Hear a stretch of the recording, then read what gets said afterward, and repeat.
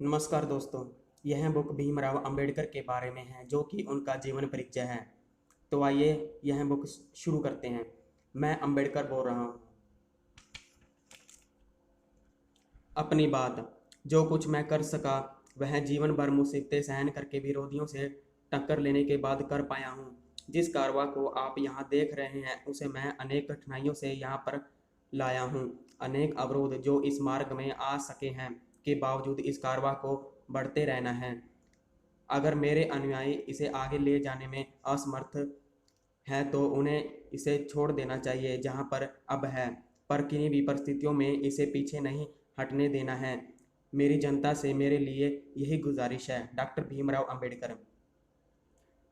बाबा साहब भीमराव अंबेडकर भारतीय दलित आंदोलन में सामाजिक न्याय अभिनय के इतिहास में एक ऐसा नाम है जो दूर से ही चमकता है। अनेक कष्ट और परेशानियों को सहन करते हुए उन्होंने उच्च शिक्षा प्राप्त की तथा दलित व पिछड़े समाज को अपने साथ लेकर उनके अधिकारों की लड़ाई लड़ी।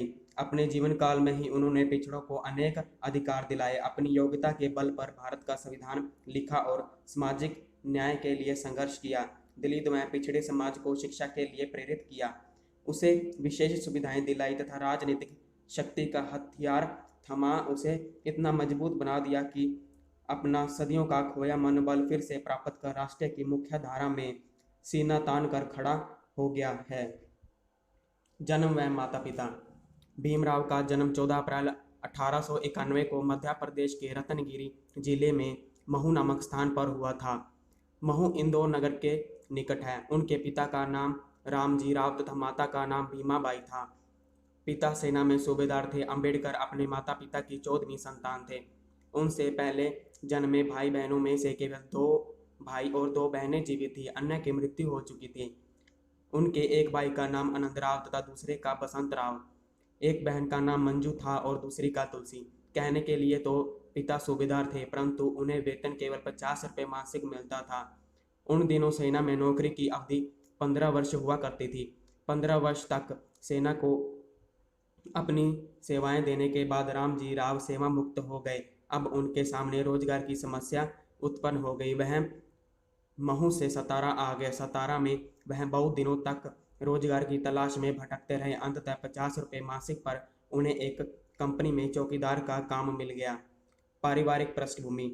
बड़े जाबाज और प्रतापी नवरत्न प्रदान कर जिस जिले में अपना नाम सार्थक किया, उस रत्नागिरी जिले में मन्नणगढ़ से 5 मील की दूरी पर बड़े नाम का एक देहात स्थित है।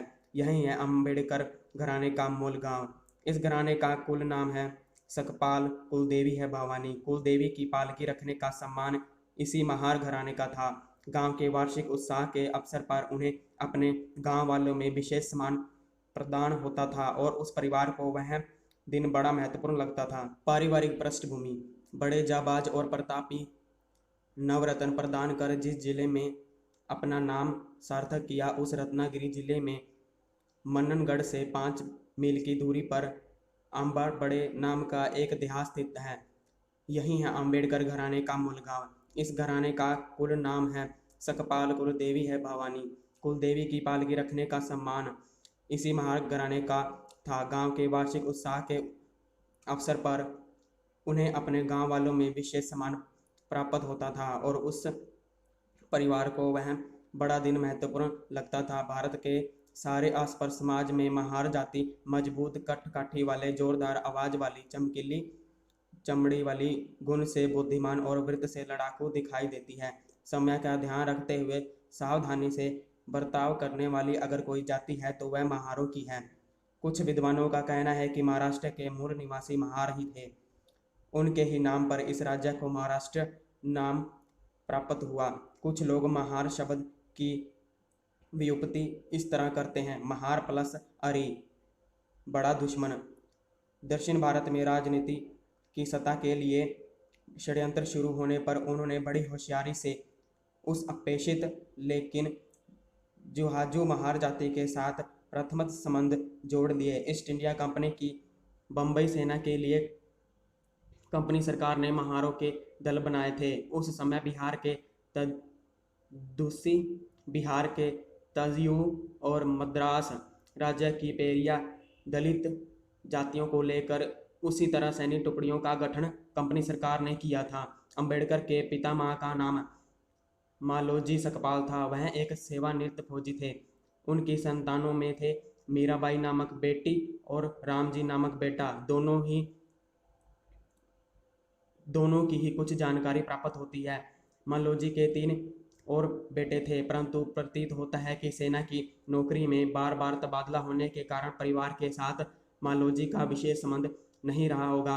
रामजी सकपाल भी सेना में भर्ती हो गए। पहले जवानों को फौजी छावनी में स्कूल द्वारा अनिवार्य शिक्षा देने का प्रबंध ईस्ट इंडिया कंपनी सरकार ने किया था।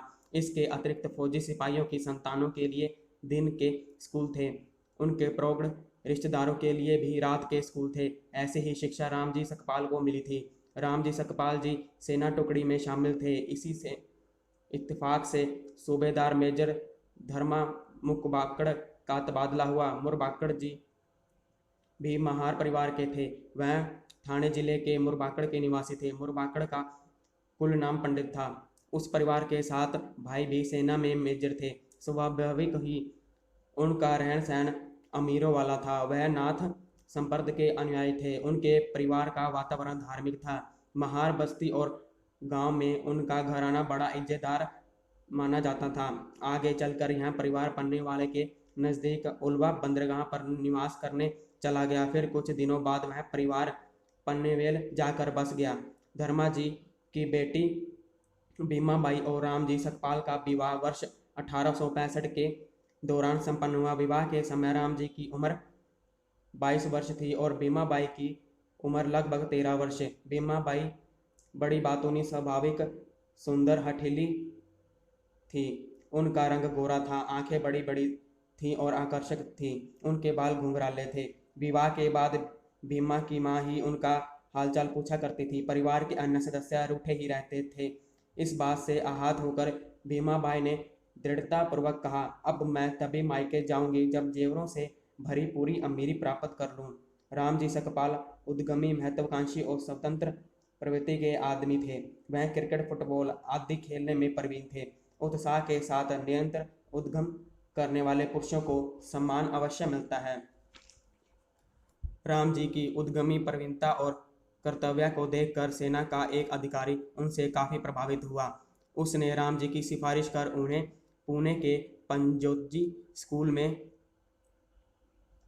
उनसे राम जी की सिफारिश कर उन्हें पुणे के पंतोजी स्कूल में दाखिला करवा दिया। वहाँ अध्यापक के पेशे की शिक्षा लेते समय उन्हें जो वेतन मिलता था उसमें वह कुछ भाग अपनी पत्नी को बम्बई भेज देते थे। उन दिनों उनकी सेना टुकड़ी बम्बई के निकट संतारा क्रुज में थी। भीमा जीविका चलाने के लिए कंकड़ पत्थर पसारने का कार्य किया करती थी। अपनी व्यवहारिक बुद्धि के कारण वह रूखी सूखी में ही प्रसन्न रहती थी। जिस समय राम जी की शिक्षा दीक्षा संभव हुई थी उस समय दलित शिक्षा की कल्पना भी नहीं की जा सकती थी। रास्तों की सफाई, सिर पर मैला ढोना, मृत पशुओं का चमड़ा निकालना, इसी प्रकार के कार्य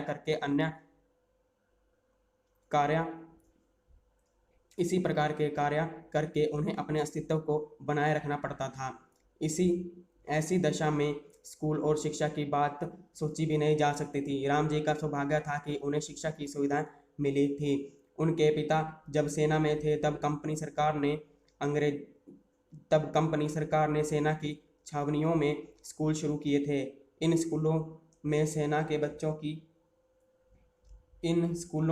सेनानियों के बच्चों को अनिवार्य रूप से शिक्षा दी जाती थी। इसके अलावा सैनिकों को भी शिक्षा दी जाती थी। इसी तरह के एक स्कूल में पढ़कर वह प्रवीण हुए थे। पुंजे के पंतोजी स्कूल की परीक्षा में उत्तीर्ण होकर राम जी अध्यापक बन गए और धीरे धीरे फौजी छावनी के स्कूल में प्राध्यापक बन गए। उन्होंने प्राध्यापन का कार्य 14 वर्षों तक किया। आखिरी उनकी सेवा की कदर करके सूबेदार मेजर के ओहदे तक की पनौती प्राप्त हुई। उनकी अध्यापन कला सराहनीय थी। शिक्षा के प्रति अपनी कर्तव्य निष्ठा, प्रेम लगाव से उन्होंने यह सिद्ध किया कि दलित भी अच्छा अध्यापक बन सकता है। साथ ही भीमाबाई का प्रण जो उन्होंने अपनी संपन्नता हेतु किया था वह भी पूरा हो गया। उनके परिवार को अब काफ़ी प्रतिष्ठा प्राप्त हो चुकी थी। सन 1890 तक सूबेदार राम जी और भीमाबाई की 13वीं संतान पैदा हुई।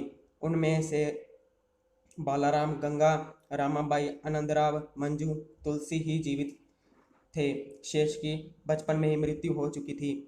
इतने बच्चों की पैदाइश, कई व्रत, उपन्यास, पूजा अर्चना और चिकित्सा की व्यवस्था न होने से भीमाबाई की सेहत बिगड़ गई। कई छावनियों में तबादला होने के बाद राम जी का स्थान मध्य प्रदेश के महू लश्करी छावनी में स्थित हो गया। महू में एक असाधारण घटना घटी। राम जी के एक चाचा बैरागी हो गए, जिनका काफी समय तक पता नहीं चल रहा था। इत्तेफाक से एक बार वह साधु तथ्य के साथ महू आ गए और उन्होंने राम जी को आशीर्वाद दिया। अपने कर्तव्य से इतिहास का चिंतन छाप डालकर अपने वंश का नाम अमर करने वाला एक पुत्र तुम्हारे घर में पैदा होगा। यह आशीर्वाद सुनकर सूबेदार दंपति को काफी प्रसन्नता हुई। दोनों धर्म प्रणय और व्रतधारी थे। अपने घर कुल दीपक जैसा पुत्र हो, इसलिए दान, व्रत, उपन्यास, आराधना और धर्म कीर्तनों की ओर ध्यान बड़ी उत्कृष्टता से बढ़ गया। साधना के अंत में संत का वरदान फलीफूल हुआ। 14वीं संतान के रूप में भीम का जन्म हुआ। इसके साथ मत खेलना, यह अछूत है। सतारा में अंबेडकर परिवार ने किसी तरह जीवन यापन का सहारा तो ढूंढ लिया, परंतु बच्चों के लिए समाज में घुलने मिलने की समस्या खड़ी हो गई। भीमराव के भाई बहन तो अब तक यह जान चुके थे कि वह अछूत हैं। उन्हें समाज के लोग इज्जत नहीं देते, लोग उनसे बचते हैं। उनकी छुई चीजों को वह नहीं खाते। ब्राह्मण तो इसका परहेज करते हैं। यदि उनका साया भी छू जाए तो शिव शिव करते हुए वह स्नान करने के लिए खड़े हो जाते हैं। भीमराव अभी छोटे थे। जब उन्होंने यह सब देखा तो उन्हें बड़ी हैरानी हुई। बचपन से ही भीमराव में चीज़ों को गहराई से देखने और जानने की तीव्र इच्छा थी। वह जब घर से बाहर निकले तो सब और देखते और दौड़कर सब बच्चों के साथ घुल मिल जाना चाहते थे। वह इस सच्चाई से अनजान थे कि जिस परिवार और जाति में उन्होंने जन्म लिया वह भारतीय समाज में अछूत हैं और उन्हें सब बच्चों के साथ हिल मिलकर खेलने तथा उनके साथ दोस्ती करने का अधिकार नहीं है। वह नहीं जानते थे कि ऊंची जाति और नीची जाति क्या होती है। जब वह बाहर होते और कोई बच्चा उन्हें दिखाई दे जाता, उनकी ओर दौड़ पड़ते। वह उसके साथ खेलना चाहते थे, परंतु जैसे ही वह बच्चे के पास पहुंचते और बच्चा हंसकर उनकी ओर आने को होता, तभी 2 हाथ पीछे उस बच्चे को उठा लेते थे और भीमराव के कान में आवाज पड़ती, चल चल यहाँ से, तू अछूत है, इसके साथ मत खेलना। भीमराव ठगे से महसूस करते। उन्हें ऐसा लगता था जैसे किसी ने उनके हाथ से निवाला छीन लिया हो। कहीं बच्चों का झुंड खेल रहा होता और भीमराव दौड़कर खेल में शामिल होना चाहते तो कोई बड़ा बच्चा झट से सामने आ जाता और कहता, तू हमारे साथ नहीं खेल सकता, तू अछूत है, जहाँ यहाँ से भाग। भीमराव रोते हुए घर लौट जाते। माँ पूछती, क्या हुआ भीम, तुम रो क्यों रहे हो? तो वह माँ से सिसकते हुए कहते, माँ मुझे कोई अपने साथ नहीं खिलाता, सब बच्चे मुझे भगा देते हैं, कहते हैं तू अछूत है। हाँ बेटा, माँ भीमराव को सीने से लगाते हुए कहती है, वह ठीक कहते हैं, हम अछूत हैं, वह बड़ी जाति के बच्चे हैं। तू उनके साथ खेलने की जिद क्यों करता है, क्यों जाता है तू वहाँ? बेटा तू अपने भाइयों बहनों के साथ खेल लिया कर। सिसकते सिसकते भीमराव चुप हो गए और प्रायः माँ की गोद में सो गए। स्कूल में दाखिला, जूतों की जगह बैठते थे। भीमराव जब 6 वर्ष के हुए तो माँ भीमाबाई राम जी के पीछे पड़ गई। भीम अब बड़ा हो गया है, उसका दाखिला क्यों नहीं करवा देते? राम जी कुछ ना कुछ बहाना बनाकर टाल देते, कहते बात की है, धैर्य रखो। उस दिन जब भीमाबाई ने उन्हें टोका तो वह बिफर गए। कहा, करवाऊंगा इसका दाखिला, कैसे करवाऊं? तुम्हें क्या पता मैं कहाँ कहाँ नहीं गया हूँ। पूरे 8 दिन की छुट्टी ले चुका हूँ अब तक इस लड़के के दाखिले के चक्कर में, परंतु कोई राजी नहीं हुआ। अछूत जो हैं, हाँ स्कूल में ऊंची जाति के बच्चे पढ़ते हैं, कहते हैं हमारा बच्चा उनके साथ नहीं बैठ सकता। मैं पूछता हूँ, जब साथ ही नहीं बैठ सकता तो पढ़ेगा कैसे? भीमाबाई शांत रही। आगे बढ़कर उन्होंने पीछे से पति के कंधों पर अपने दोनों हाथ रख दिए और बोली, आपका दुख मैं समझती हूँ।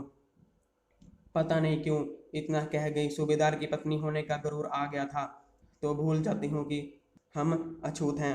अपने आंसू पीने के बाद रामजी राव ने पत्नी की ओर मुंह फेरा और उसके आंसुओं को अपनी दोनों हथेलियों में समेटते हुए बोले। बड़ी मुश्किल से एक हेडमास्टर ने हाँ की है, पर उसकी एक शर्त है। शर्त कहते हुए बीमा बाई ने पति की आंखों में देखना चाहा।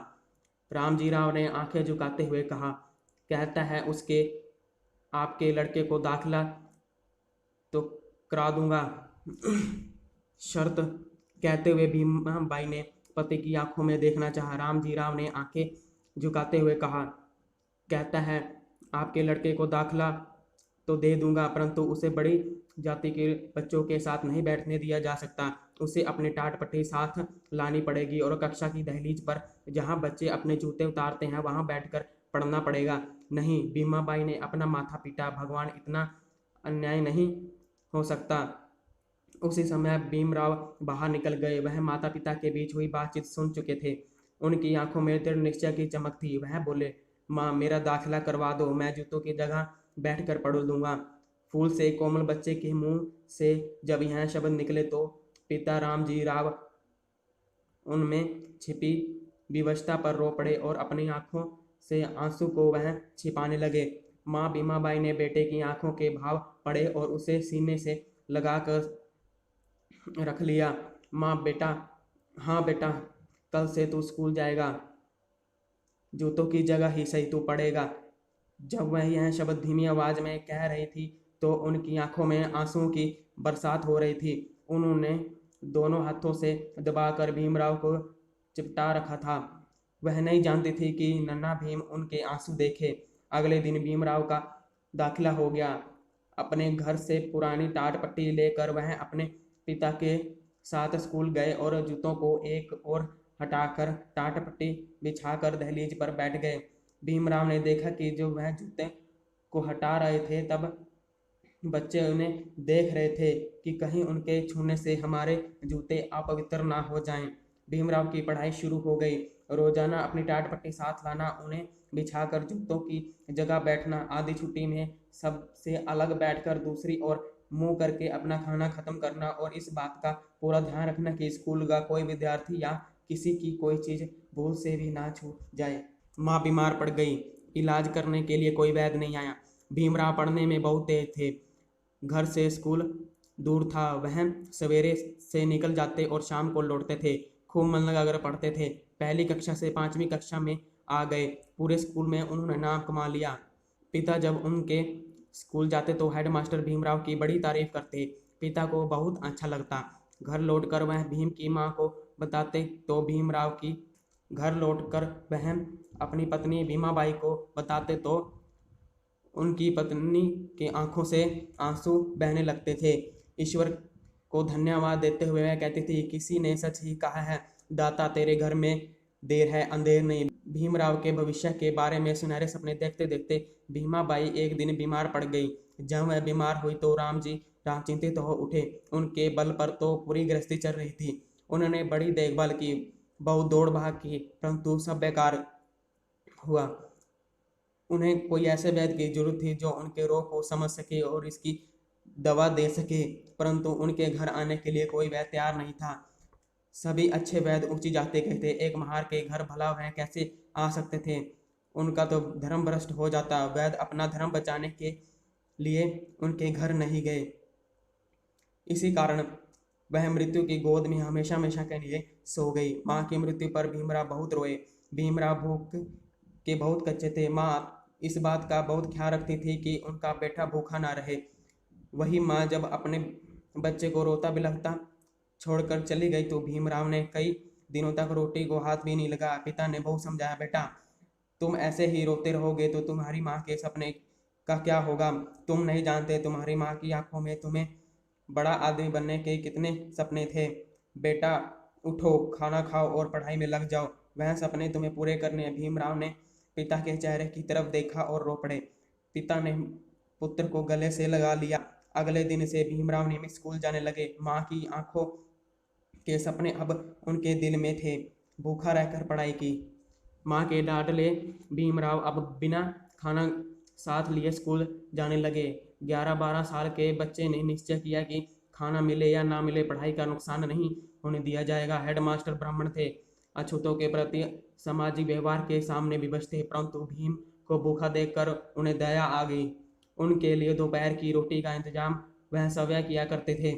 जब सब बच्चे दोपहर का भोजन करने उठते तो वह एक कोने में सब्जी भीमराव के सामने रख देते और दूसरी से ही रोटियां उसके हाथों में फेंक देते थे और दूर से ही रोटियां उनके हाथों में फेंक दिया करते थे। भीमराव अपनी भूख मिटा लेते थे। दूसरे लड़के जब हेडमास्टर को ऐसा करते देखते तो कानाफूसी करते। वह कहते, लगता है हेडमास्टर का दिमाग खराब हो गया है। ब्राह्मण होते हुए भी वह महार जाति के अछूत लड़के को रोटी बनाकर खिलाते हैं। भीमराव लड़कों के मुंह से जब ऐसी बातें सुनते, अपने प्रति उनके चेहरे पर और आंखों में घृणा देखते तो सहम जाते। कभी कभी उन्हें बहुत गुस्सा आता, परंतु वह सब सह जाते। एक बार उनकी माँ ने उनके कान में कहा था, एक बात याद रखना बेटा, हम लोग महार जाति के हैं, अछूत हैं। तुम्हें समाज में बहुत अपमान सहने पड़ेंगे, बड़ी घृणा झेलनी पड़ेगी। इन सब की परवाह ना करना, किसी से उलझना नहीं। तुम्हें पढ़ना है, बिना पढ़े कोई बड़ा आदमी नहीं बन सकता। जब तुम बड़े आदमी बन जाओगे तब समाज की इस गंदगी भरी रीति को बदल डालना, यही मेरी इच्छा है। माँ तो नहीं रही, पर उनके शब्द भीमराव के लिए प्रेरणा के स्रोत बन गए। माँ जब जब उन्हें कोई घृणा की नज़र से देखता, जब जब कोई उन्हें अपमानित करता, माँ मानो उनके कानों में कह देती हो, भड़कना नहीं, सहते जाओ, रुकना नहीं, आगे बढ़ते जाओ। भीमराव वैसे ही करते। अपमान और घृणा सहते सहते उन्हें चुप रहने की आदत पड़ गई। अब कोई कुछ भी कहे, कुछ भी करे, वह प्रातः चुप रहते और अपने काम में लगे रहते। प्रात गिरवी रखकर हाई स्कूल में दाखिला दिलवाया। कक्षा 5 पास करने के बाद भीमराव को दूसरे स्कूल में दाखिला लेना था।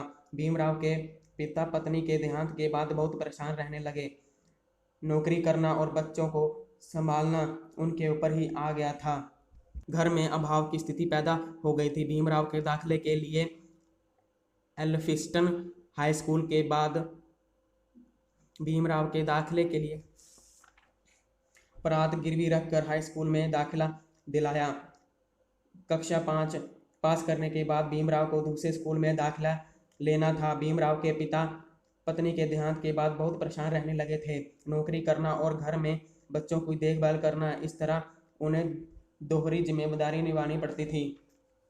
घर में अभाव की स्थिति पैदा हो गई थी। भीमराव के दाखिले के लिए वह एल्फिस्टन हाई स्कूल में बात कर आए। भीमराव के अंक बहुत अच्छे थे, दाखिला मिल गया, परंतु पैसा वह कहाँ से लाएं और कोई चारा ना देकर रामजी राव ने अपनी पीतल की परात निकाली और उसे लेकर सेठ सूरजमल के पास जा पहुंचे। सूरजमल लालची था, घूसखोर था। वह जेवर, वह कीमती चीजें गिरवी रखकर ब्याज पर पैसे देता था और उससे लिखवा लेता था कि समय पर नहीं छुड़ा पाए तो वह चीज उसकी हो जाएगी।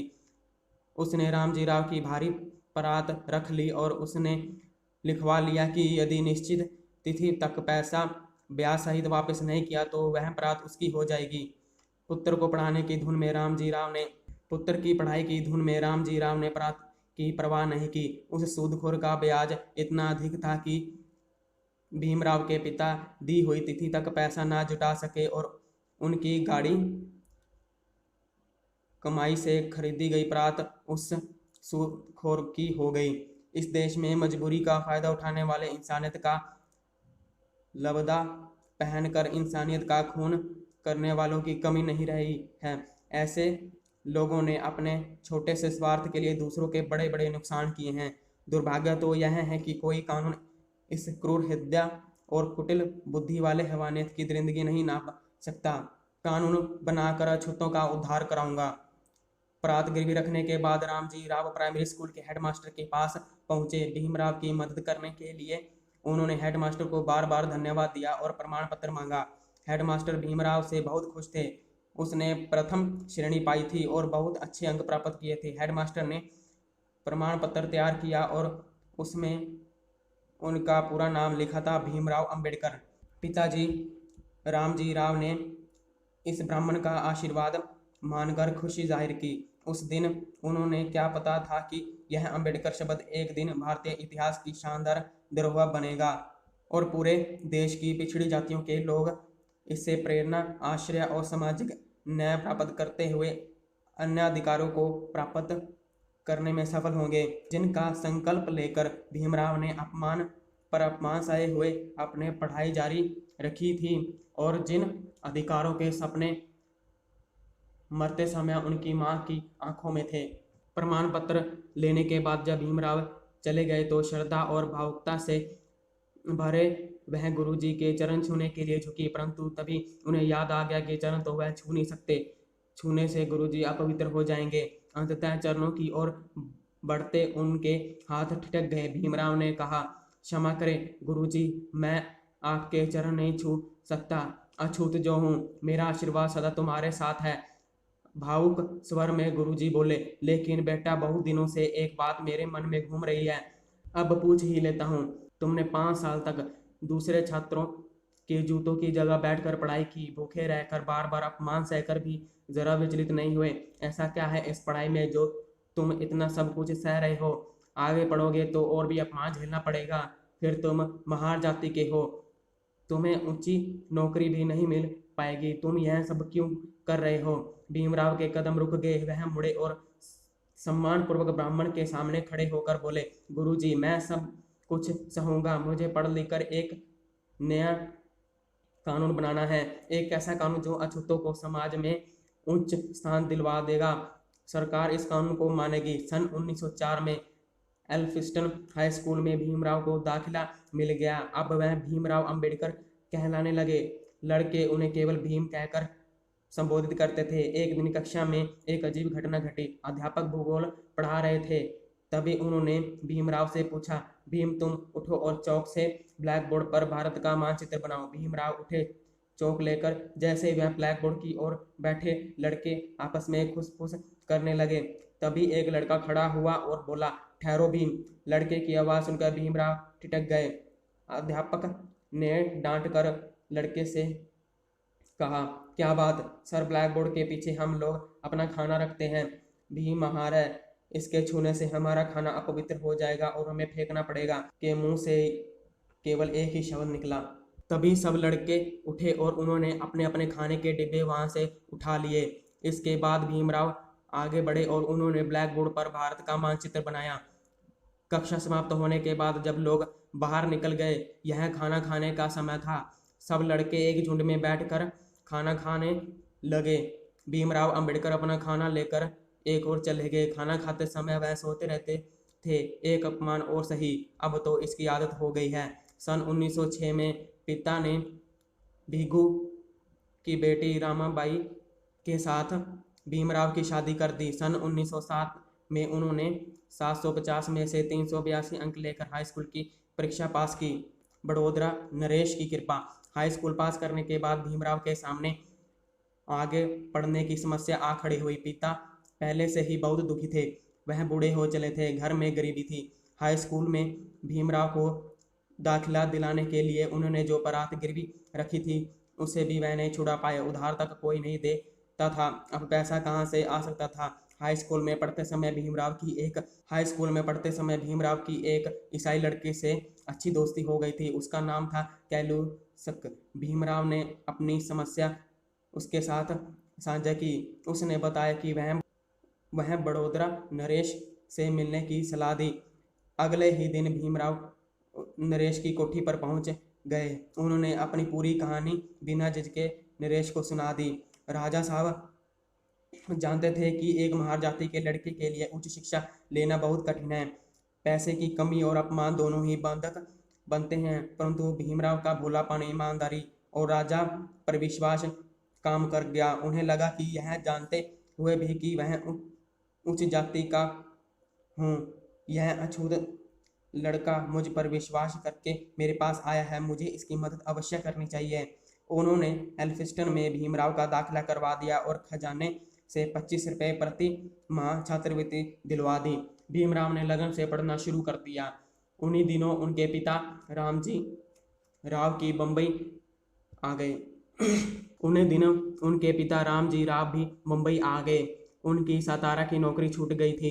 अब वह परिवार को लेकर बेटे के साथ ही रहने लगे। नवंबर 1912 में भीमराव की पत्नी रामाबाई ने एक पुत्र को जन्म दिया। उसका नाम था यशवंत।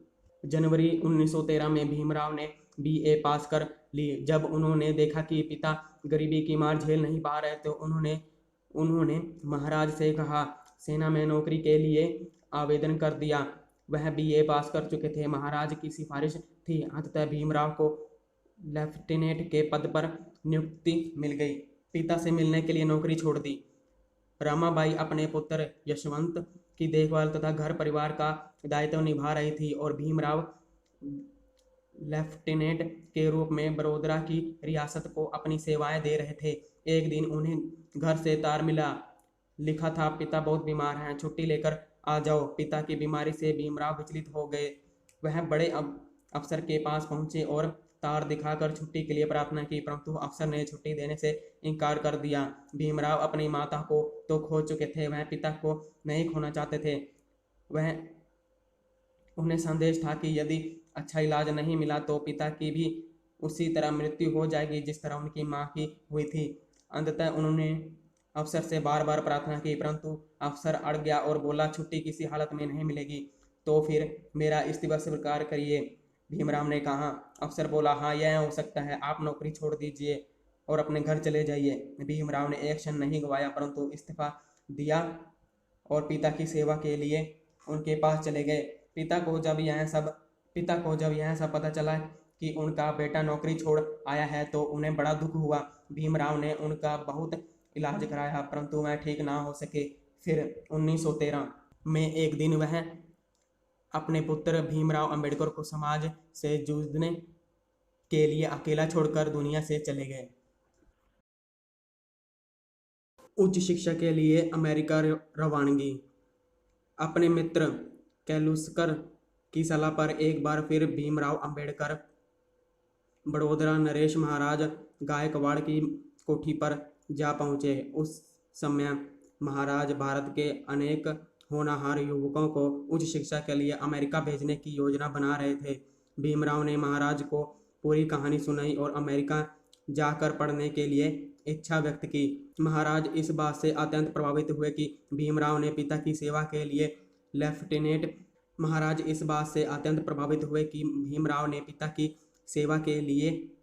लेफ्टिनेंट की नौकरी को लात मार दी थी। वह स्वाभिमानी युवकों को बहुत पसंद करते थे। उन्होंने भीमराव को अनुमति दे दी। उनको उच्च शिक्षा के लिए अमेरिका रवानगी। अपने मित्र कैलुस्कर की सलाह पर एक बार फिर भीमराव अंबेडकर बड़ोदरा नरेश महाराज गायकवाड़ की कोठी पर जा पहुंचे। उस समय महाराज भारत के अनेक होनहार युवकों को उच्च शिक्षा के लिए अमेरिका भेजने की योजना बना रहे थे। भीमराव ने महाराज को पूरी कहानी सुनाई और अमेरिका जाकर पढ़ने के लिए इच्छा व्यक्त की थी। महाराज इस बात से अत्यंत प्रभावित हुए कि भीमराव ने अपने पिता की सेवा करने के लिए लेफ्टिनेंट की नौकरी को लात मार दी थी। वह स्वाभिमानी युवकों को बहुत पसंद करते थे। उन्होंने भीमराव को अनुमति दे दी। उन्हें एक शपथ पर हस्ताक्षर करने पड़े जिसमें लिखा था कि शिक्षा पूरी होने के बाद वह 10 वर्ष तक रियासत की सेवा करेंगे। 4 जून 1913 को भीमराव अंबेडकर अपनी पत्नी रमाबाई और 6 माह के बेटे यशवंत से विदा लेकर जहाज द्वारा मुंबई से अमेरिका के लिए रवाना हुए। जुलाई 1913 में उन्होंने कोलंबिया विश्वविद्यालय न्यूयॉर्क में राजनीति संकाय में दाखिला लिया। अमेरिका का वातावरण उन्हें बहुत अच्छा लगा। वहाँ जो खुला स्वागत उन्हें मिला उससे वह हैरान रह गए। भारत की जमीन पर उन्हें कदम कदम पर अपमान सहने पड़ रहे थे, परंतु अमेरिका जातिवाद के विष से मुक्त था। वहाँ व्यक्तियों को महत्व दिया जाता था। दिन भर लड़के लड़कियाँ उनसे मिलजुल कर रहते थे और खूब बातें करते थे। अमेरिका प्रवास के दौरान उनकी मुलाकात भारतीय छात्र नवल भट्टेने से हुई। उस समय भीमराव हॉस्टल में अलग कमरा लेकर रहते थे। नवल भट्टेना ने भीमराव से दोस्ती हो गई थी। उन्होंने भीमराव को अपने ही कक्ष में बुला लिया। फिर वह दोनों एक ही कक्ष में साथ साथ रहने लगे। साथ साथ रहते, खाते, बातें करते और जमकर पढ़ाई करते। भीमराव को इतने सुख का अनुभव होने लगा जिसकी उन्होंने कल्पना भी नहीं की थी। हॉस्टल और पढ़ाई का पूरा खर्चा बड़ोदरा नरेश उठा रहे थे। भीमराव सब के साथ घुल मिल कर रहते हुए सबसे अलग थे। वह सादा जीवन पसंद करते थे, सादा खाना खाते थे और खूब जमकर पढ़ते थे। दूसरे लड़कों की तरह फिल्म देखना अथवा गप्पे लड़ाने में उनकी तनिक भी रुचि नहीं थी। अपनी माँ के सपने, अपने पिता की प्रेरणा, अपनी जाति के उद्धार की चिंता सदा उन्हें लक्ष्य से बांधे रहती थी। भटकने और गुम हो जाने के लिए उनके जीवन में कोई गुंजाइश नहीं थी। कौम और देश के नाम समर्पित पूरा जीवन। 2 वर्ष की अवधि में उन्होंने इतनी पुस्तकें खरीद ली कि उनका अपना छोटा पुस्तकालय ही बन गया। वह दिन रात पढ़ते रहते थे और बहुत कुछ जानना चाहते थे, बहुत कुछ करवाना चाहते थे और करना चाहते थे। 5 जून 1915 को भीमराव अंबेडकर ने कोलंबिया विश्वविद्यालय में एमए की परीक्षा पास की। इसके बाद वह पीएचडी के लिए अध्ययन और लेखन में जुट गए। उन्होंने the national development of Indian a historical and analytical study नामक विषय पर थीसिस लिखी और उसे पीएचडी के लिए कोलंबिया विश्वविद्यालय को दे दी। पीएचडी का काम संपन्न होते ही जून 1916 में London school of economics and politics science में अध्ययन करने के लिए वह लंदन चले गए। 1917 में कोलंबिया विश्वविद्यालय ने उन्हें पीएचडी की उपाधि प्रदान की। जून 1917 में जब वह लंदन अर्थशास्त्र में एमएससी की डिग्री के लिए अध्ययन कर रहे थे, तब उन्हें सूचना मिली कि महाराज गायकवाड़ ने उनकी छात्रवृत्ति बंद कर दी और अब उन्हें लिखित शर्त के अनुसार भारत लौटकर आना चाहिए और 10 वर्ष तक रियासत की सेवा करनी चाहिए। अंबेडकर के सामने भारत लौटने के सिवाय कोई चारा ना था। उन्होंने लंदन में अपनी उच्च स्तरीय पढ़ाई बंद कर दी और भारत लौट गए। उच्च पद तो मिला परंतु अपमान ने पीछा नहीं छोड़ा। बड़े उदास मन से अंबेडकर भारत लौटे। उनके आगमन से महाराजा गायकवाड़ को बड़ी प्रसन्नता थी। वह उन्हें कोई बड़ा पद देना चाहते थे। अपने ही संसार में मस्त रहने वाले महाराज यह नहीं जानते कि अंबेडकर को अपनी पढ़ाई बीच में ही छोड़कर आनी पड़ी थी। महाराज के सलाहकारों ने उन्हें यह सूचना दी थी अंबेडकर की पढ़ाई पूरी हो चुकी है, अब उन्हें छात्रवृत्ति बंद कर दी जाए और रियासत की सेवा के लिए वापस बुला लिया जाए। महाराज ने अपने अधिकारियों को आदेश दिया कि अंबेडकर को बड़े सम्मानपूर्वक एक जुलूस के साथ रियासत में लाया जाए, परंतु अधिकारियों को यह बात अच्छी नहीं लगी। ऊंची जाति के गर्भ में चूर वह एक महान जाति के व्यक्ति का फूल मालाओं से स्वागत भला कैसे कर सकते थे। उन्होंने मिलकर यह फैसला किया कि महाराज की इस आज्ञा को ना माना जाए। भीमराव अंबेडकर दूसरी मिट्टी के बने थे। उन्हें अपने कर्तव्य पालन और जाति अधिकारियों की लड़ाई लड़ने के लिए कुछ और सूझता ही नहीं था। मान अपमान की दुनिया से तो वह बहुत ऊपर उठ चुके थे। बड़ोदरा रेलवे स्टेशन पर उतरने के बाद उन्होंने अपना सामान उठाया और पैदल ही सीधे राजभवन जा पहुंचे। महाराज गायकवाड़ के प्रति उनके मन में बहुत श्रद्धा थी। उनकी पढ़ाई बीच में छूट गई थी, इस बात का दुख तो जरूर था, परंतु महाराज ने उच्च जाति के अधिकारों के विषय में परंतु महाराज ने उच्च जाति के अधिकारी के विरोध के बावजूद उनकी इतनी सहायता की थी, इसके लिए उनका रोम रोम महाराज का आभारी था। महाराज के सामने पहुंचते ही उन्होंने झुककर उन्हें प्रणाम किया। महाराज ने उन्हें आशीर्वाद दिया और अमेरिका तथा ब्रिटेन के बारे में बहुत सी बातें की। भीमराव ने उन्हें बताया कि अमेरिका के लोग भारतीयों का आदर करते हैं, परंतु ब्रिटेन के लोग बराबरी का दर्जा नहीं देते, वह भारतीयों को अपना गुलाम मानते हैं। महाराज को अम्बेडकर से पश्चिमी दुनिया के बारे में बहुत कुछ जानने को मिला। अम्बेडकर को महाराज का व्यवहार बहुत अच्छा लगा। महाराज ने सेना सचिव के पद पर भीमराव की नियुक्ति करने का आदेश जारी कर दिया। 2000 रुपये प्रति वेतन और सभी सुविधाएं, परंतु उनकी रियासत के ऊंच नीच और जातिवाद का जो जहर पहले से ही मौजूद था, उनके आगे वह भी विवश थे। बड़ी जाति के अधिकारियों वह कर्मचारियों को भीमराव के अंदर छिपा महान इंसान उतना नजर नहीं आता था जितना यह सत्य नजर आता था कि वह महार जाति के हैं और उनके छूने से वह अपवित्र हो जाएंगे। सैन्य सचिव के कार्यालय का चपरासी तक उन्हें छोटी जाति के कारण अपने से नीचा समझता था। वह सैन्य सचिव की कुर्सी पर बैठकर जब कोई फाइल मंगवाते तो चपरासी दूर से ही मेज पर फेंक कर चला जाता था। जब वह फाइल रखने के लिए वापस लेने आता था भीमराव से उसी तरह दूर से ही फाइल लेता था। चपरासी के जाने के बाद अपना सिर दोनों हाथों में थाम लेते और दूर अमेरिका में अपना मन जा पहुंचता। वह सोचते अमेरिका ने कितनी तरक्की की है, वहाँ के लोग जाति पाति के भेदभाव से बहुत ऊपर केवल काम करते हैं और खूब तरक्की करते हैं। जाति के कारण आदमी के हाथों आदमी का अपमान कितनी बड़ी बुराई है। इतना महान अतीत, इतनी सुंदर संस्कृति और यह जाति घृणा हमारे देश के लोगों को आखिर हो क्या गया है। एक और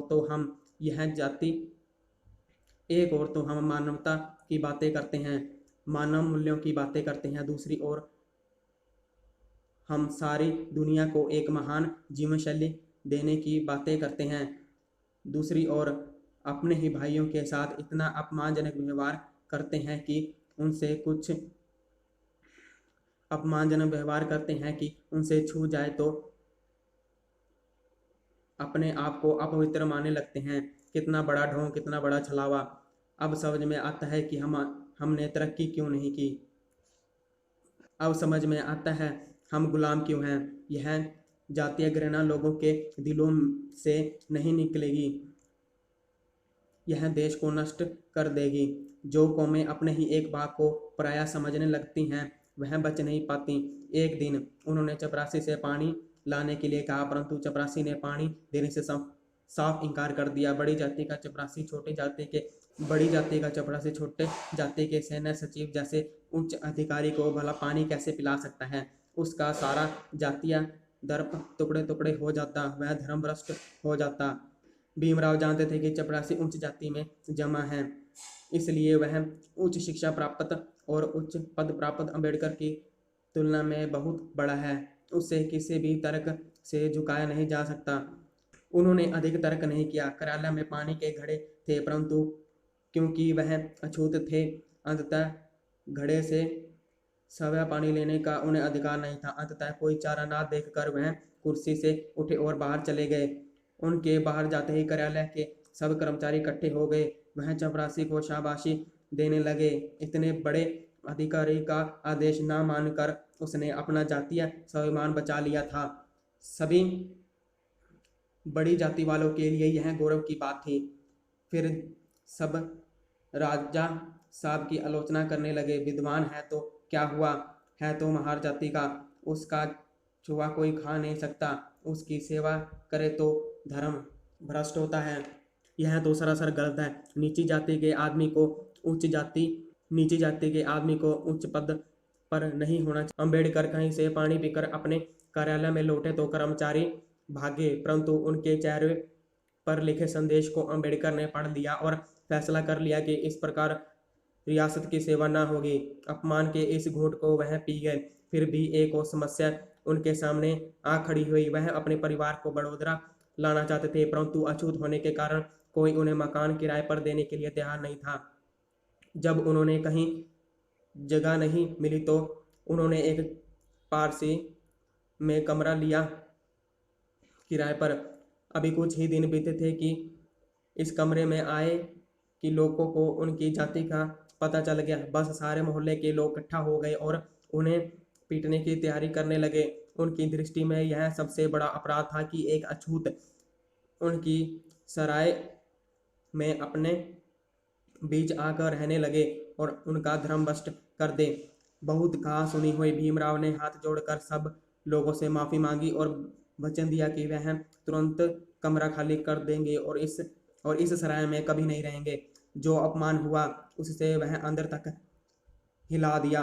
उन्होंने राजा साहब को एक पत्र लिखा। राजा साहब ने उनकी व्यथा को समझा और दीवान से कहा कि अम्बेडकर के लिए रहने का इंतजाम कर दो। दीवान ने अकेले में अंबेडकर को समझाया, बाबू तुम अमेरिका और लंदन में पढ़े हो, यह तो ठीक है, पर इस समाज का मैं क्या करूं?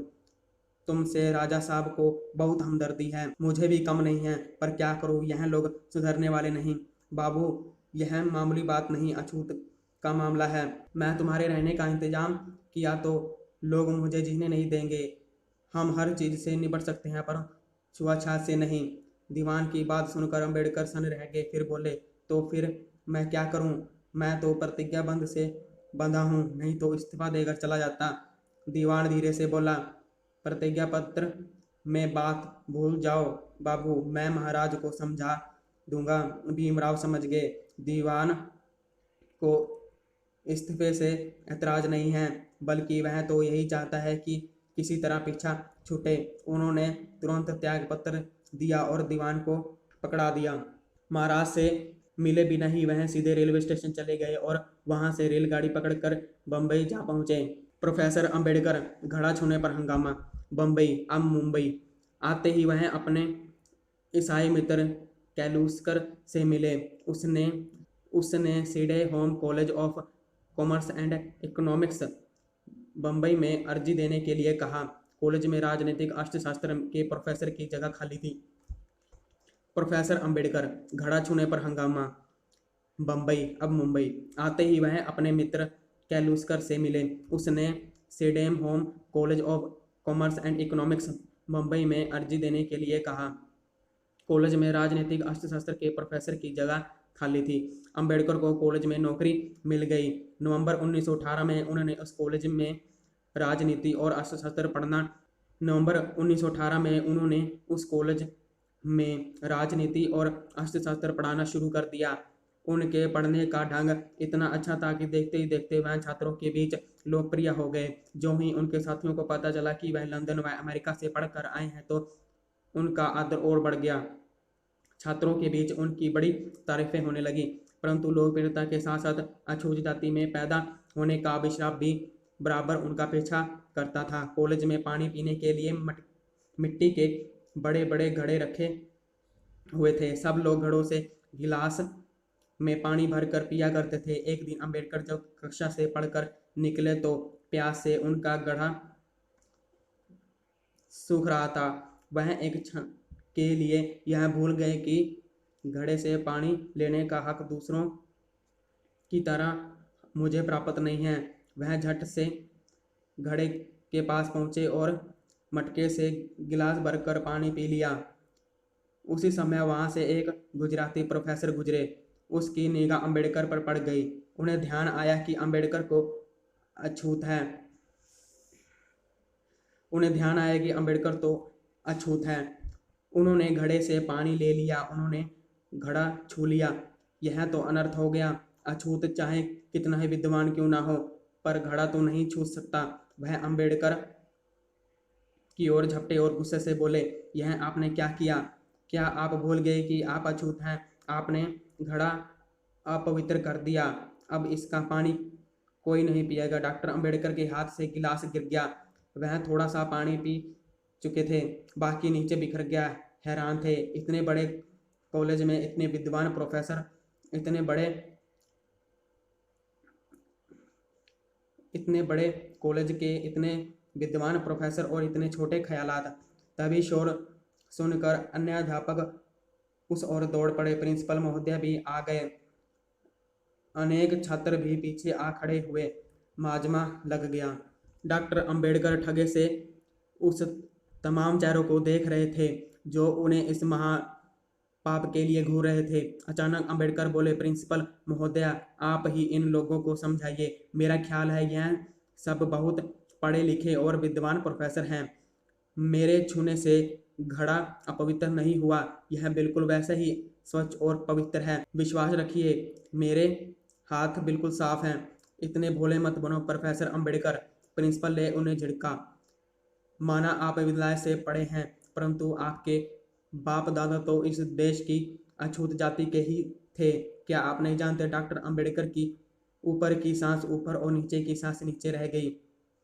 उन्होंने कुछ नहीं कहा और वह चुप रहे। प्रिंसिपल ने चपरासी को आदेश दिया, यह घड़ा उठाओ और इसे फोड़ दो। चपरासी ने तुरंत ही आज्ञा का पालन किया। अगले ही क्षण वह घड़ा उठाकर जमीन पर पटक दिया गया और उसके पानी के छींटे अम्बेडकर के कपड़ों पर आ गिरे। अम्बेडकर बहुत देर तक उस टूटे हुए घड़े को खड़े खड़े देख रहे थे। दुख और उदासी की अनेक रेखाएं उनके चेहरे पर खिंची और विलीन हो गईं। फिर वह मुस्कुराए मानो कह रहे हों, यह सब कोई नई बात नहीं है अम्बेडकर, यह तो वह अपमान गाता है जो हर अछूत के जीवन का अभिन्न अंग है। पढ़ लिख कर जाने मात्र से समाज तुम्हें तुम्हारा अधिकार देने वाला नहीं, इसके लिए लंबी लड़ाई लड़नी होगी। लंबी और लगातार लड़ाई, बिना धैर्य खोए, बिना क्रोध किए इस त्रासदी का मुकाबला करो और चाहे कुछ भी करना पड़े अछूतों के जीवन से इस महाकलंक को धो डालो। मत भूलो कि तुम्हारी माँ को छोटी सी बीमारी के लिए इसलिए मरना पड़ा क्योंकि वह अछूत जाति में जन्म लिया था। पिता जब बीमार हुए तो ऊंची जाति के प्रोफेसर ने इसलिए छुट्टी देने से इनकार कर दिया कि तुम अछूत हो और नौकरी से इस्तीफा देकर ही तुम पिता का इलाज करा सकते हो। पग पग पर संघर्ष करना है, बहुत कुछ खोना पड़ेगा, अपने आप को तिल तिल मिटाना पड़ेगा, तब कहीं जाकर मंजिल हाथ लगेगी। उनका सीधा हाथ पेन पर पहुंच गया। अंदर के स्वभाव मां ने कहा था, इस्तीफा दो और चलो यहाँ से, परंतु डॉक्टर अम्बेडकर ने पेन पर से हाथ हटा लिया। संकल्प के साथ हुंकार भरी, नहीं, मैं इस्तीफा नहीं दूंगा, मैं मुकाबला करूंगा, देखता हूँ यह समाज मुझे कितना। इस घटना के बाद कॉलेज में एक ऐसा सन्नाटा सा छा गया जैसे कोई बहुत बड़ी दुर्घटना हो गई हो। डॉक्टर अंबेडकर के साथ घुल मिल कर बातें करने वाले छात्र अपने आप में सिमटते हुए से कट कट के रहने लगे। अध्यापक भी डॉक्टर भीमराव से बात नहीं करते थे। वह सब खाली समय में अलग समूह में बैठकर ठहाके लगाते और अंबेडकर अकेले बैठकर कुछ पढ़ते रहते और कुछ सोचते रहते। कुछ दिनों बाद थोड़ा बदलाव आया। आपसी बातचीत का सिलसिला बढ़ा, छात्र भी करीब आने लगे। अंबेडकर ने फैसला कर लिया था कि किसी चीज को हाथ नहीं लगाएंगे। इस प्रकार उन्होंने 1.5 वर्ष तक कॉलेज में गुजारे। इस बीच 31 जनवरी 1920 को उन्होंने मुक नायक नामक एक मराठी अखबार का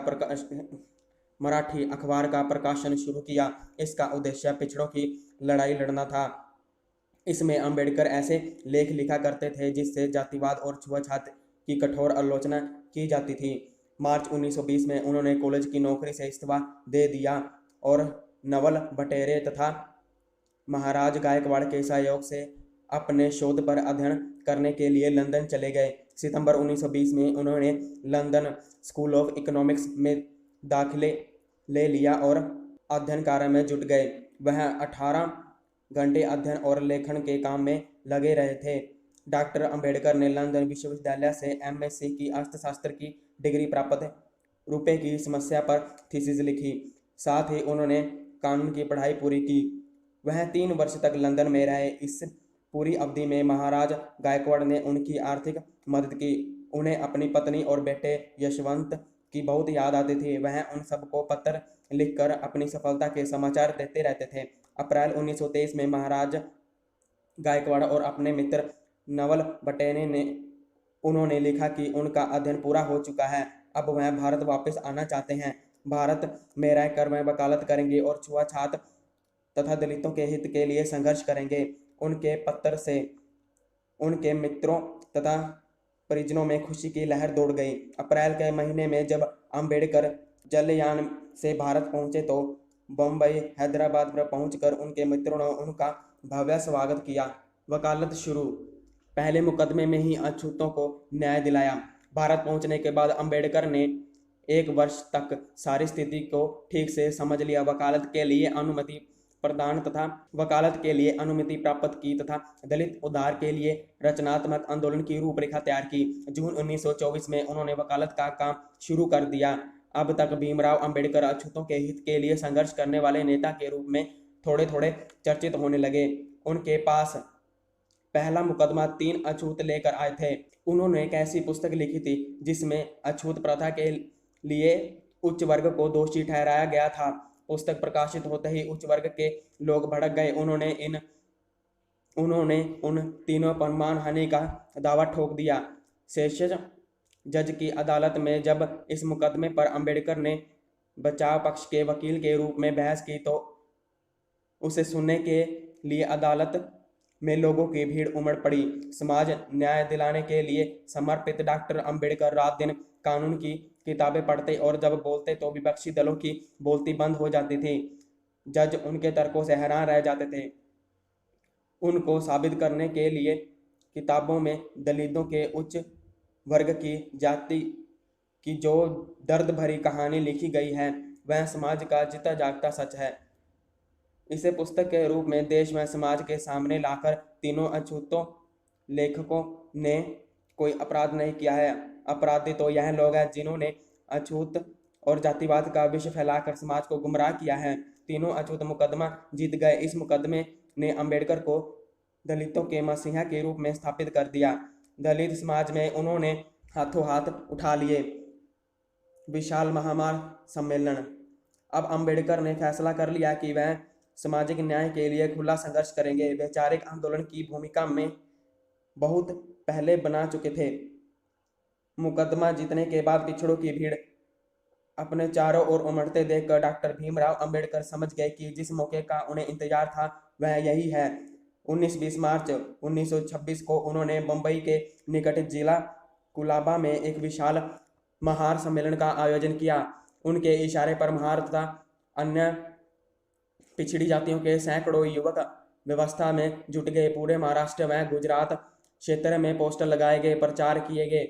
सम्मेलन में 1 लाख से अधिक लोग इकट्ठे हुए। डॉक्टर भीमराव अंबेडकर जिंदाबाद के नारे से विशाल पंडाल गूंज रहा था। देश के इतिहास में पहली बार इतना बड़ा सम्मेलन केवल दलितों के चंदे से हुआ था। अंबेडकर जब मंच पर आए तो तालियों की गड़गड़ और नारों से पंडाल गूंज उठा। अंबेडकर ने कहा, अब समय आ गया है कि जिन्हें समाज अछूत कहता है, जिनकी बात बात पर अपमान किया जाता है, वह सब एक हो जाएं। तुम किसी से डरते क्यों हो, क्यों दबते हो? तुम तो देश और समाज के आधार हो। तुम्हारी मेहनत से ही तो गन्ने से सबका पेट भरता है। मैं कहता हूँ, दबना छोड़ो, अपने स्वाभिमान को इकट्ठा करो और उठकर खड़े हो जाओ, एकजुट हो जाओ। तुम सबसे बड़ी ताकत हो। परंतु हाँ, एक बात याद रखो, कोई भी गलत काम मत करना। मेहनत की खाओ, मुर्दा पशुओं का मांस खाना बंद कर दो। काम कोई बुरा नहीं होता, परंतु बुरी आदतों को अपने अंदर आने नहीं देना चाहिए। दृढ़ इरादा कर लो। हमें अपने आप को बदलना है और अपने प्रति समाज का रवैया बदलना है। जो बात मुंह से निकालो वह ठोस होनी चाहिए, उसमें वजन होना चाहिए। जब अपनी बात कहो तो आवाज में दम होना चाहिए। दबी जबान में बोलना छोड़ दो। तुम्हारे साथ अगर गलत होता है, अन्याय होता है तो ऊंची आवाज में उसका विरोध करो।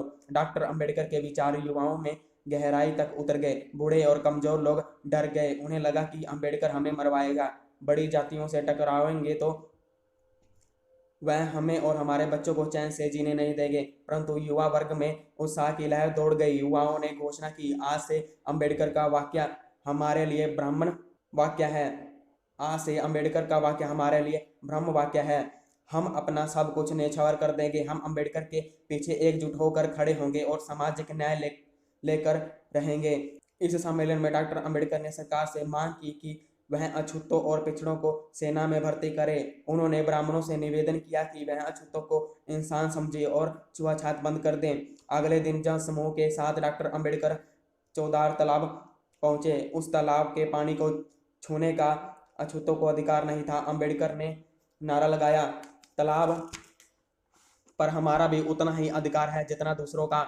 और उन्होंने दोनों हाथों की अंजलि बनाकर तालाब से पानी ले लिया और पी लिया। उन्होंने कहा, अधिकार भीख में नहीं मिल सकते, उन्हें आगे बढ़कर हासिल किया जाता है। महारों का मनोबल बढ़ गया। तालाब से पानी पीने के बाद जुलूस की शक्ल में अंबेडकर आगे बढ़े और उन्होंने वीरेश्वर मंदिर में प्रवेश किया। उनके साथ सैकड़ों ने मंदिर में प्रवेश किया और पूजा की। इन सब से ऊंची जाति के लोग चिढ़ गए। उन्हें लगा कि अछूत सीमा पार कर रहे हैं, उन्हें सबक सिखाना चाहिए। जैसे ही जुलूस पंडाल में पहुंचा, भालों और लाठियों से उन्होंने दलितों पर हमला कर दिया। उच्च वर्ग के इशारे पर किए गए हमले में बहुत लोग घायल हुए।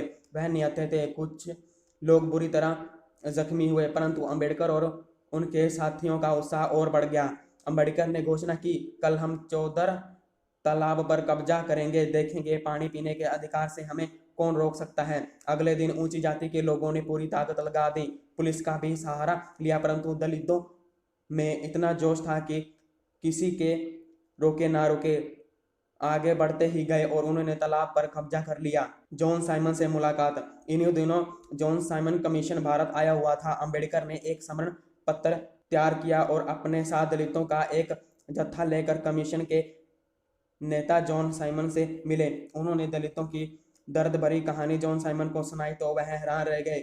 जॉन साइमन ने अम्बेडकर से वादा किया कि वह दलितों को पूरी न्याय दिलाएंगे, छुआछूत खत्म की जाएगी, अछूतों व दलितों के प्रतिनिधि को मंत्रिमंडल में शामिल किया जाएगा।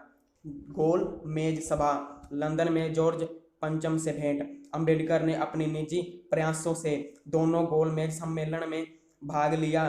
पहले सम्मेलन में उन्होंने दलितों की और ब्रिटेन के सम्राट का ध्यान खींचा और दूसरे सम्मेलन में उन्होंने दलितों की ओर से मांग पत्र पेश किया।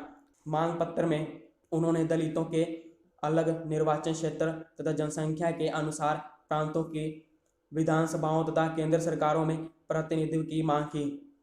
गांधी जी से समझौता। इन मांगों से गांधी जी घबरा गए। इन मांगों का अर्थ था दलितों के लिए देश का बंटवारा। महात्मा गांधी इसके विरोध में अनशन पर बैठ गए। पूरे देश में हाहाकार मच गया। कांग्रेसी नेता जवाहरलाल नेहरू, मदन मोहन मालवीय आदि ने अम्बेडकर को मनाने की बहुत कोशिश की। वह चाहते थे कि अम्बेडकर गांधी जी से मिले और उनका अनशन तुड़वाए, गांधी जी के साथ समझौता करे। अम्बेडकर इसके लिए तैयार नहीं थे। वह जानते थे कि गांधी जी की बात उन्हें माननी पड़ेगी और फिर दलितों को उनके अधिकार अलग से नहीं मिल पाएंगे। जब गांधी जी की हालात बहुत खराब हो गए तो उनकी पत्नी कस्तूरबा गांधी अम्बेडकर के पास गई। उन्होंने अम्बेडकर को समझाया कि गांधी जी से मिलकर बात करें और उनकी जान बचाएं। अब अम्बेडकर समझ गए कि गांधी जी से मिलना ही पड़ेगा। उनके मन में गांधी जी के प्रति बहुत प्यार था, परंतु दलितों को न्याय दिलाने के लिए वह कृत संकल्प थे। उन्होंने 10 सूत्री मांग पत्र तैयार किया और गांधी जी के सामने रख दिया। इस मांग पत्र में वह सभी शर्तें शामिल की गई थी जिन्हें मांग लेने से दलित समाज देश की मुख्य धारा में शामिल हो सकता था और अपनी और उसकी अगली पीढ़ी सिर उठाकर चल सकेगी। गांधी जी ने वह मांगे मान ली और दोनों नेताओं के बीच ऐतिहासिक समझौता हो गया। अम्बेडकर दलितों के उद्धार में जुटे थे और देश में स्वाधीनता का अम्बेडकर दलितों के उद्धार में जुटे थे और देश में स्वाधीनता का आंदोलन जोरों पर था। अम्बेडकर को बहुत काम करना पड़ रहा था। वह घर परिवार के लिए तनिक भी समय नहीं निकाल पाते थे। मई 1935 में उनकी पत्नी रमाबाई की मृत्यु हो गई। वह बीमार पड़ गए। समाज के काम में जुटे होने के कारण वह पत्नी के इलाज के लिए अधिक दौड़ भाग नहीं कर सके। पत्नी की मृत्यु ने उन्हें झंझोर कर रख दिया। वह अपने आप को अपनी पत्नी की मौत का जिम्मेदार समझने लगे और वह बहुत दुखी रहने लगे। भारत की आज़ादी और संविधान। पत्नी की मृत्यु के बाद बहुत दिनों तक डॉक्टर अम्बेडकर ने कुछ नहीं किया। पूरा दलित समाज उनके पीछे था और संविधानता का आंदोलन जोरों पर था। उनके कंधों पर दो जिम्मेदारियां थी। आज़ादी की लड़ाई में महात्मा गांधी जैसे महान नेता का साथ देना तथा दलितों वह पिछड़ों को उनके अभिशाप से मुक्त करना, उन्हें सामाजिक न्याय दिलाना। 1935 से 1947 तक का 12 वर्षों का समय अम्बेडकर के लिए विविध संघर्षों और चुनौतियों से भरा था। इस बीच कभी वह दलितों के संकट का नेतृत्व करते, उन्हें सम्राट की मुख्य धारा में लाने के लिए भाषण देते, लेखन करते, किताबें लिखते, कभी देश विदेश में आयोजित सभाओं में अपने विचार रखते, गांधी जी के साथ मिलकर आज़ादी की योजना पर काम करते और उन्हें बार बार याद दिलाते कि दलितों के साथ न्याय होना चाहिए। इधर उच्च समाज की चोटें उन्हें लगातार सहन करनी पड़ रही थी। दिन रात व्यस्त होने के कारण स्वास्थ्य पर विपरीत प्रभाव पड़ रहा था, फिर भी वह थके नहीं। उन्होंने दलितों को संगठित करने के लिए बड़े काम किए। उनके पीछे लाखों शक्तियां उनके पीछे लाखों शक्तिशाली लोगों की टोली बन गई। एक के बाद एक काम होते गए, समस्याएं आते गई, समाधान होते गए। 15 अगस्त 1947 को देश आज़ाद हो गया। इसके साथ ही देश दो भागों में बट गया, भारत और पाकिस्तान। देश में सांप्रदायिक तनाव पैदा हो गया। लाखों की संख्या में हिंदुओं और मुसलमानों की जानें गई, करोड़ों बेघर हो गए। भारत में संविधान की रचना के लिए सभा का गठन हुआ। डॉक्टर भीमराव अंबेडकर को संविधान रचना का कार्य सौंपा गया। बहुत मेहनत से रात दिन लगाकर बहुत मेहनत से रात दिन लगकर उन्होंने संविधान समिति के सहयोग से भारत के लिए श्रेष्ठ संविधान का निर्माण कर दिया। 26 जनवरी 1950 को उन्होंने यह संविधान भारत सरकार को सौंप दिया। शारदा कबीर से मुलाकात। दूसरा विवाह। दलितों को न्याय दिलाने के लिए संघर्ष करते करते तथा भारत के संविधान की रचना में दिन रात जुटे रहने के कारण अंबेडकर थक गए और बुरी तरह बीमार पड़ गए। उन्हें मधुमेह के रोग ने जकड़ लिया। पुत्र यशवंत राव ने उन्हें इलाज के लिए बम्बई के मापलकर अस्पताल में दाखिल करवा दिया। वहां उनकी मुलाकात लेडी डॉक्टर शारदा कबीर से हुई। शारदा जी अंबेडकर के व्यक्तित्व से इतनी प्रभावित हुई कि उन्होंने शादी का प्रस्ताव रख दिया। डॉक्टर शारदा जाति से ब्राह्मण थी। अंबेडकर शारदा जी की सेवा से बहुत प्रभावित थे। उन्होंने हाँ कर दी और उन दोनों का विवाह हो गया। विवाह के बाद शारदा जी सविता अंबेडकर बन गई। Hindu code bill. मंत्रिमंडल से इस्तीफा। सविता जी की सेवा और स्नेह वर्षों से डॉक्टर अंबेडकर शीघ्र ही ठीक हो गए। वह उन हिंदू कोड बिल मंत्रिमंडल से इस्तीफा। सविता जी की सेवा और स्नेह वर्षों से डॉक्टर अंबेडकर शीघ्र ही ठीक हो गए। वह उस समय नेहरू जी की सरकार में कानून मंत्री थे।